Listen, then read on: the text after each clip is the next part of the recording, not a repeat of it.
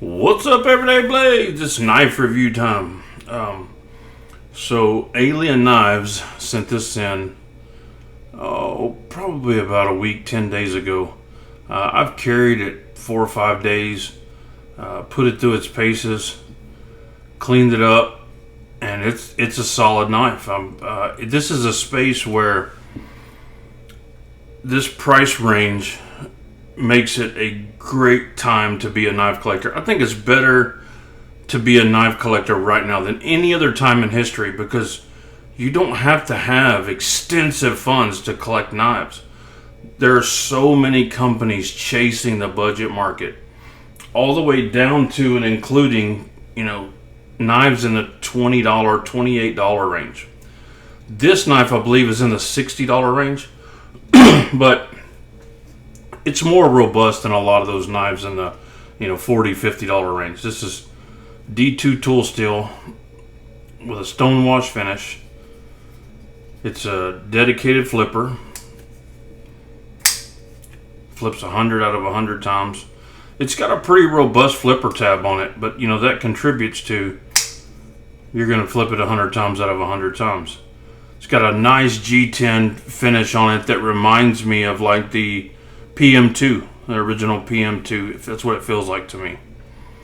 Nice, robust hardware. Standard spoon clip, polished spoon clip, stainless. Renowned standoffs. Let's take some measurements. So our blade is just a hair under 3 inches, and that's where it should be. If you're going to be dancing anywhere around 3 inches, you need to be under, because there's lots of places where there's a 3-inch law. So that's good there. They're paying attention on that. We're running just over 4 1/4 on the handle scales. Thickness, we're right at a 1/2 inch, excluding the clip, of course.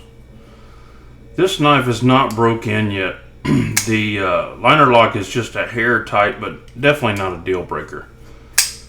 I would like to see this liner lock stick out just a hair more. It does stick out, but I'd like to see it stick out just a hair more to make it a little easier to grab. But you can see it's still, when you got a $60 knife that's pretty easily shake shut, that's good to go. It's running on bearings. Let's look at it up against a couple of other knives. A couple of knives everybody knows. There's the Para 3. Very similar in size. And the Benchmade grip. I'm going more towards the grip and the Para 3 for size comparisons, because I think this day and age more people have had those than the Rat 2. I know a lot of people have bought the Rat 2 and the Rat 1, but they really don't use them all that much from my experience. They just kind of have them in their collection. These are knives people use a little more often. There's another knife in the kind of budget space. The Orion button lock. So it came razor sharp.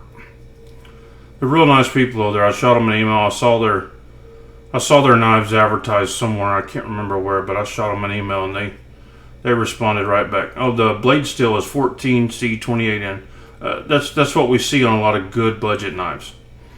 And this, like I was saying, this space, there are so many great knives falling in this space. It's the best time that there's ever been to be a knife collector. You don't have to have thousands of dollars to be a knife collector.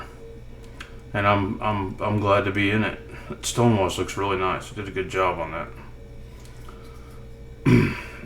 Thumb stud deployment also works well. Not bad. Not too bad. I'd give them a thumbs up. For $60, you ain't gonna beat it. It fits right in its space and holds its own. So, I'm sorry, I thought that was D2. It is 14C28N. So, lanyard hole. Just kind of give you guys a look over it. I like the shinier finishes. That was something that's kind of been phased out. A lot of murdered out stuff.